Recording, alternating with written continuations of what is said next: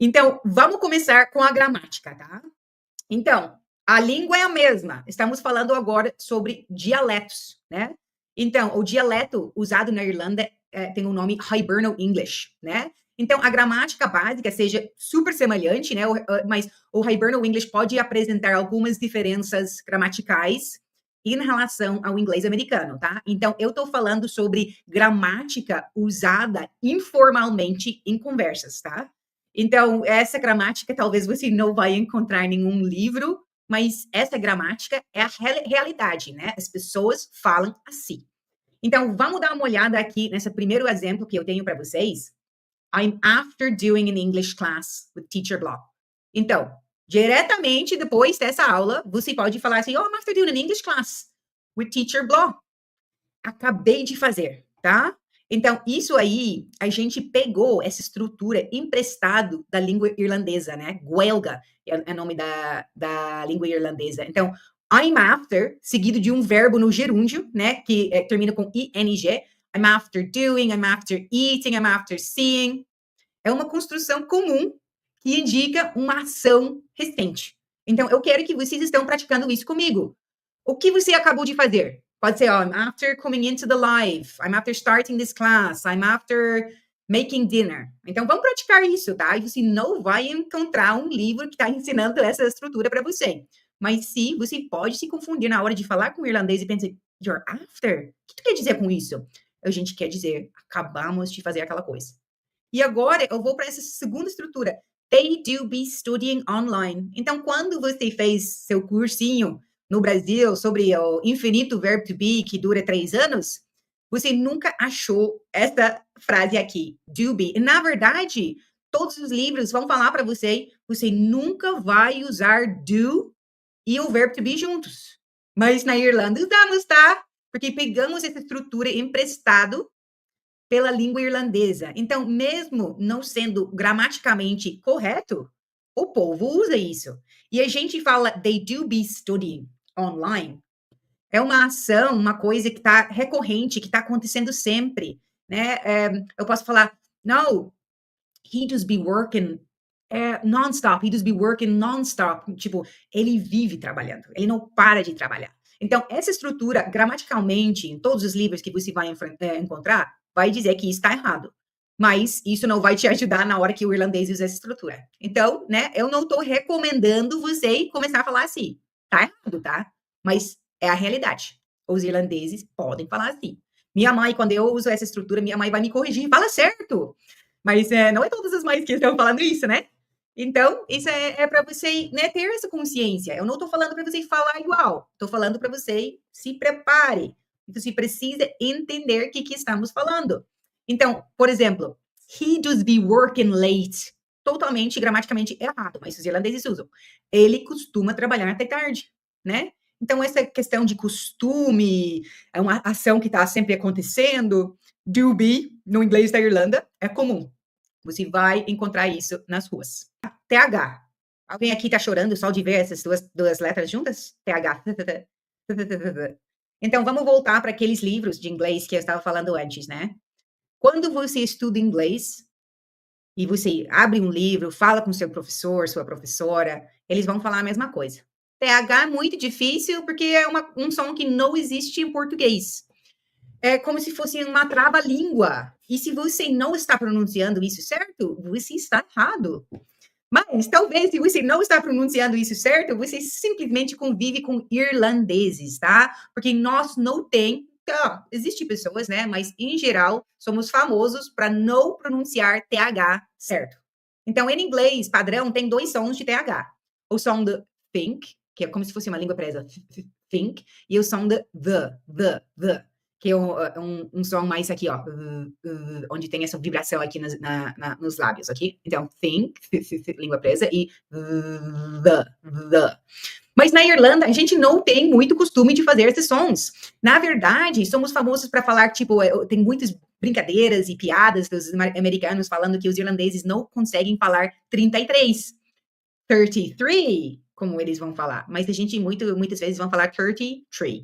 Então, os irlandeses tem costume de falar TH, essa som como se fosse a língua presa, como se fosse o som de T. Então, think fica think, t. Essa mesma coisa que você vai fazer na sala de aula e seu professor, sua professora vai falar que tá errada, pode falar assim, não, teacher Blah falou que eu tô usando, simplesmente usando a pronúncia da Irlanda. Tudo bom, pode usar. E essa I am the best teacher, the. Na Irlanda, a gente tem costume de usar o som de the. So, I think you are the best. Fica, I think you are the best. I think you are the best. Então, se você mora na Irlanda e acha isso mais fácil do que a maneira padrão, pode pegar emprestado e usar também. Os irlandeses não vão te corrigir, porque os irlandeses falam assim também. Então, isso aqui é uma dificuldade que você vai encontrar na língua inglesa, em geral. Né? O R em inglês funciona diferente do que o R em português brasileiro, né? Então, você vai falar, por exemplo, rock and roll, e a gente vai falar assim, ó, rock and roll, rock and roll. Então, em inglês da Irlanda e em inglês americano, a gente usa o R de uma maneira parecida. Não é exatamente igual, mas é parecido.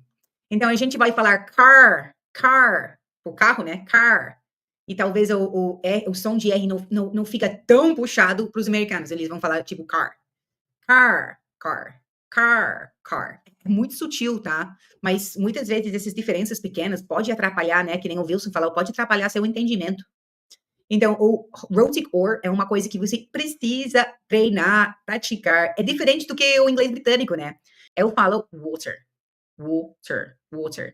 Mas tem outros irlandeses que vão falar assim, war, que vão comer o T. O T não vai fazer o som. War. Tu vai para os Estados Unidos, fica diferente, fica water. Esse T no meio virou um som de D. E quando você vai para a Inglaterra, talvez você vai para Londres e você vai encontrar uma pessoa que tem um sotaque específico de Londres, né? Talvez a pessoa vai falar water. Eu não quero dizer que só tem um sotaque em Londres, provavelmente tem muitos, né? Mas o inglês britânico tem essa tendência de não usar rhotic or.